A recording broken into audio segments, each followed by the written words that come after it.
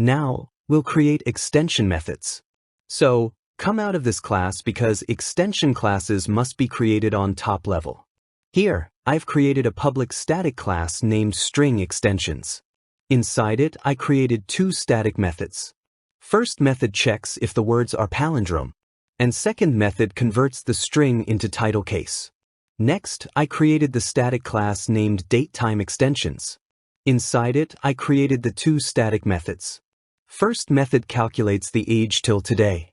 Second method checks if the day is weekend or not. Next, I created the static class named numeric extensions. Inside it, I created the two static methods. First method is a Boolean method and checks whether a number is prime number or not. Second method is to percentage method to get percentage of any fractional number. I have also set it to display only two floating point numbers. In main method, I have a string type word variable. Then I used as palindrome method on this variable. Next, I have a string type phrase variable. Then I used to title case method on this variable. Next, I have a datetime birth date variable and passed a random date to it. Then I used age method on this variable to calculate the age. Then I used as weekend method to check whether today is weekend or not. Next, I have an int type number variable.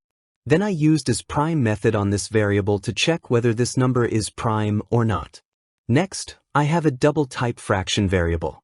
Then I used to percentage method on this variable to get percentage of this fractional number. Now run the program. Result is printed here.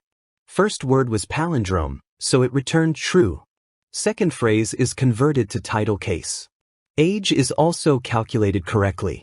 Then it returned false as today is not weekend.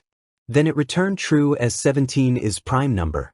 And finally, it printed the percentage of the fractional number. With this, extension methods are complete.